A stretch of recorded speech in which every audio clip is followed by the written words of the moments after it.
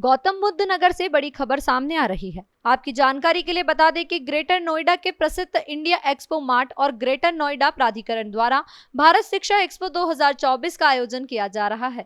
यह कार्यक्रम 3 दिवसीय है। आपको बता दें कि गौतम बुद्ध नगर में हजारों छात्रों द्वारा भारत शिक्षा एक्सपो 2024 को काफी पसंद किया जाता है। नमस्कार, जन जागरण संदेश से मैं बॉबी भाटी आज आपको दिखाना चाहता हूं कि ग्रेटर नोएडा अथॉरिटी और इंडिया एक्सपो मार्ट सेंटर, जो कि ग्रेटर नोएडा में सबसे प्रसिद्ध है, आज यहां पर 11 नवंबर से 13 नवंबर तक एक आयोजन किया जा रहा है, जिसमें हजारों बच्चे, अनुमान बताया जा रहा है 35 से 40 हज़ार बच्चे पहले दिन आ चुके हैं और जो ग्रेटर नोएडा के कॉलेज है वो भी इसमें भाग ले रहे हैं। आइए जानते हैं इनसे इन्होंने क्या क्या प्रस्तुत किए हैं।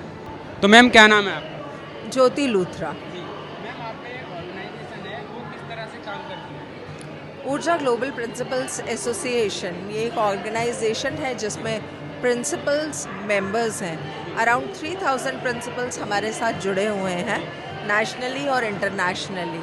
तो ये प्रिंसिपल्स जब हमारे साथ जुड़ते हैं तो इन प्रिंसिपल्स का वैल्यू एडिशन जो इन्हें होता है, जो फ़ायदा इन्हें होता है, वो ये होता है कि ये अपने आप को अपस्किल कर सकते हैं और अपने स्कूल को अपस्किल कर सकते हैं। तो इस ऑर्गेनाइजेशन की नींव कब रखी गई थी, कब ये चीज़ें सामने आई, लोगों के सामने आई, प्रिंसिपल जुड़ने लगे?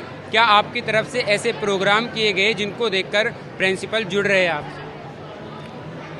हम लोग जो भी इवेंट्स करते हैं उसमें जब हम प्रिंसिपल्स को बुलाते हैं, जैसे हमने अभी रिसेंटली NEP और NCF पे वर्कशॉप किया था, नेशनल एजुकेशन पॉलिसी 2020 और नेशनल करिकुलम फ्रेमवर्क पे जो हमने अभी किया था वर्कशॉप, उसमें प्रिंसिपल्स जब आए तो उनको न्यू पॉलिसीज़ के बारे में पता चला।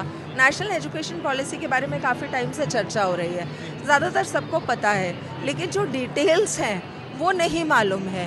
कौन से स्कूल्स में कैसे क्या चीज़ करनी है, क्या चेंजेस लाने हैं, so that the school should align according to the national education policy, that was not there. So we gave them the detailed information. We gave them the national curriculum framework का detailed information so that the principal could upskill their school. They can make the improvements in their school.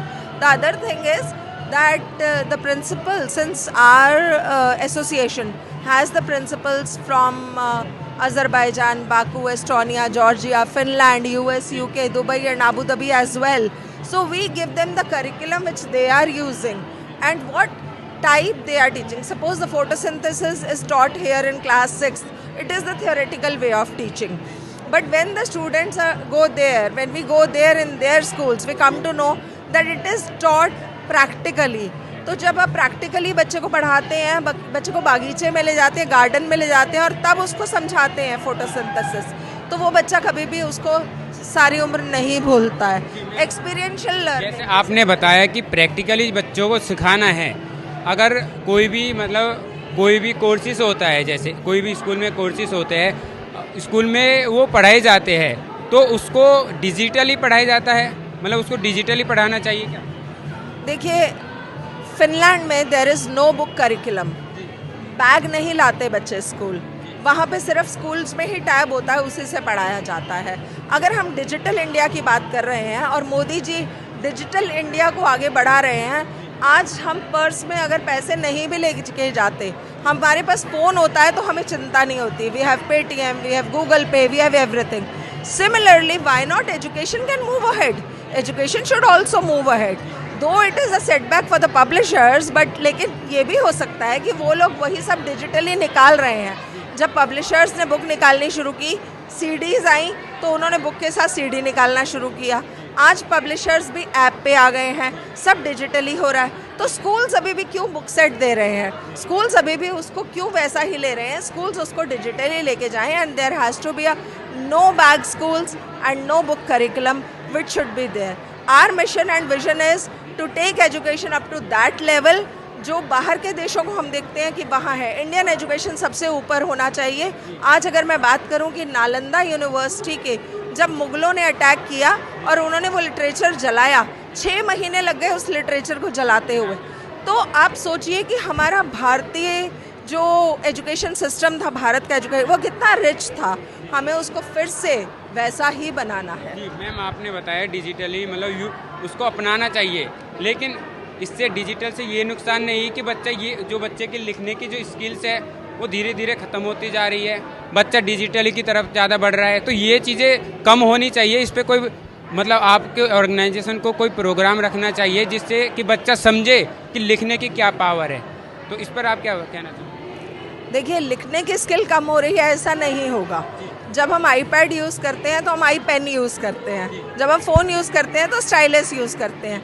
लिखने का उसमें भी provision होता है, लिखने की क्षमता कम नहीं होती है उससे, लेकिन हाँ ये ज़रूर होता है कि लिखने का तरीका अलग है, आपका राइटिंग बोर्ड अलग है, आपका पेन अलग है, बस। अगर हम पेन से लिखेंगे और स्क्रीन पर लिखेंगे उसमें फ़र्क है, तो ये स्किल्स को बढ़ावा देने के लिए ऑर्गेनाइजेशन को एक प्रोग्राम करना चाहिए कि बच्चे को ये चीज़ें सुधारनी चाहिए, क्योंकि डिजिटल के आने से आज ये देखने में आता है कि कोई भी व्यक्ति होगा, बच्चे तो बड़े तो पढ़ते हैं, लेकिन जो छोटे बच्चे होते हैं वो अखबार नहीं पढ़ते, वो सिर्फ डिजिटल ही पढ़ते हैं। तो इस पर आप क्या कहना चाहोगे कि बदलाव होने चाहिए डिजिटली पर? ये बदलाव बहुत ज़रूरी है, बट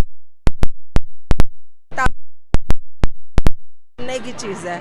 आज हम कुकू FM पे कहीं जाते हुए उसको सुन लेते हैं, लेकिन उसके बाद उसे पढ़ना भी ज़रूरी है। आज अगर मैं किताब पढ़ती हूँ तो मैं पहले 10 किताबों को सुनती हूँ और फिर मुझे जो उसमें किताब अच्छी लगती है मैं उसको एक को पढ़ती भी ज़रूर हूँ, क्योंकि पढ़ने से वो ज़्यादा आपके अंदर तक जाता है, आपके दिमाग में बैठता है कि आपने क्या पढ़ा। तो डेफिनेटली हम अब उस पुरानी चीज़ को अपनी भूलेंगे तो नहीं, लेकिन हम ज़्यादा फोकस इस चीज़ पे करेंगे। अगर आज हम पेटीएम यूज़ करते हैं तो ये नहीं है कि कैश बिल्कुल नहीं हो, लेकिन उतना हो जितना हमें ज़रूरी है, हमारे कहीं मुसीबत में या हमारी अर्जेंसी में काम आए वो है, लेकिन बाकी चीज़ों के लिए ये सब है। तो हमें इसी तरह से एजुकेशन में भी ये करना है कि डिजिटली तो जाना ही जाना है, लेकिन अपनी पुरानी चीज़ों को भी नहीं भूलना। मैं जनजागरण संदेश के साथ बॉबी भाटी।